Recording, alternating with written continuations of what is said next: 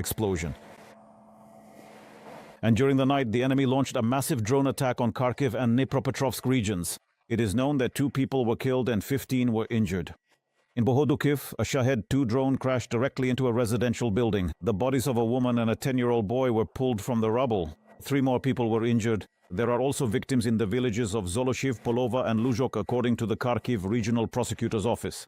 And 9 people were wounded by the occupiers in Shakhtarske in the Dnipropetrovsk region. Among them is a 13-year-old girl.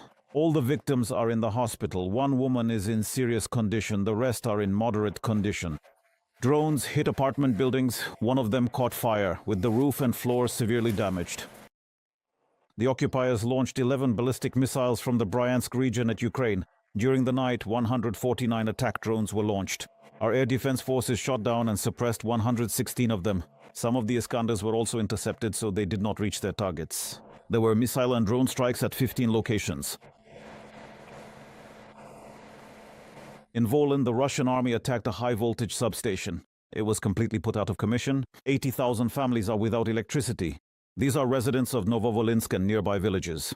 According to the mayor, critical infrastructure is being powered by generators. In particular, they managed to restore the operation of the water utility and boiler houses.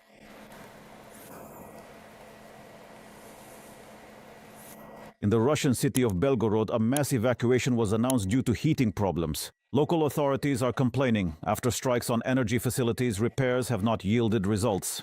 Nearly 100,000 Russians as well as educational institutions are without heat. Water began to be drained from the buildings, and in some entrances waterfalls and flooding have formed. Kremlin-affiliated Telegram channels report that the governor of Belgorod region is asking not to strike Kiev and other Ukrainian cities anymore because there are retaliatory strikes and Russian air defense cannot cope. In the Kremlin, the official has already been called a traitor.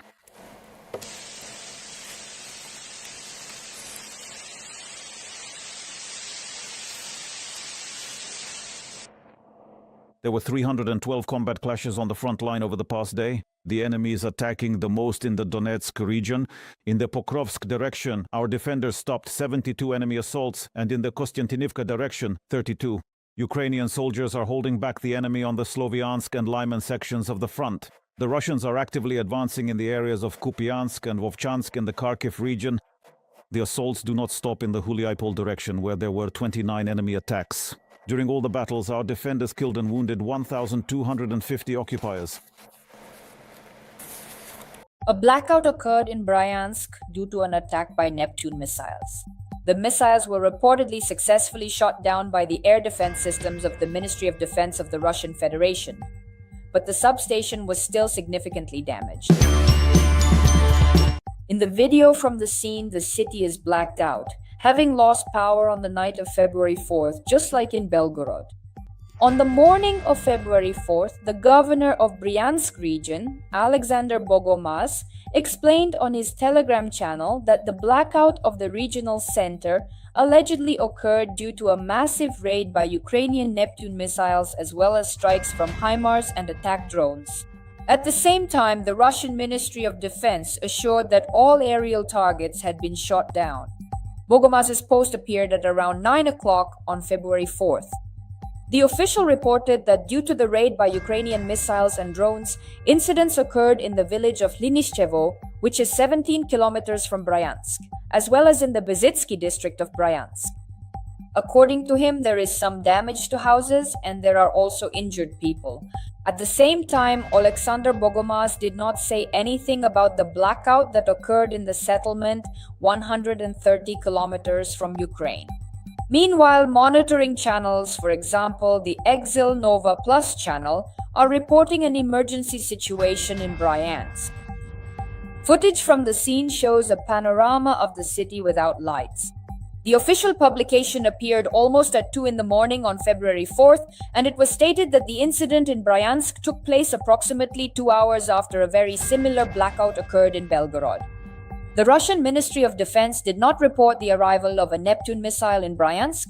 Instead, the Russian command wrote that on the night of February 4th, they allegedly shot down 24 Ukrainian UAVs, 11 of which were heading for Bryansk, and 8 were heading for Belgorod.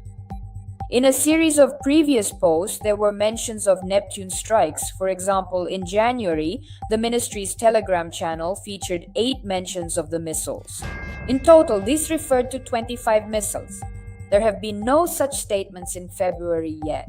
In turn, Fabian Hinz, a researcher at the Institute for Strategic Studies, expressed the opinion that Ukraine should simultaneously develop both the long-range Neptune and Flamingo missiles, as they serve different purposes and can effectively complement each other. The presentation of the long-range Neptune took place almost simultaneously with the unveiling of another Ukrainian development, the Flamingo missile. Hinz believes that investing in both projects is reasonable, as they serve different purposes and can effectively complement each other. According to him, the Neptune was developed as an anti-ship missile, while the Flamingo is a simpler and heavier concept with a longer range. A similar approach is currently being used in the United States, where sophisticated and complex cruise missiles are combined with cheaper analogs and strike drones to overwhelm enemy air defense systems. The military expert notes in the report, the number of available Neptunes and the pace of their production remain classified. It is known that the missile is already being used at the front.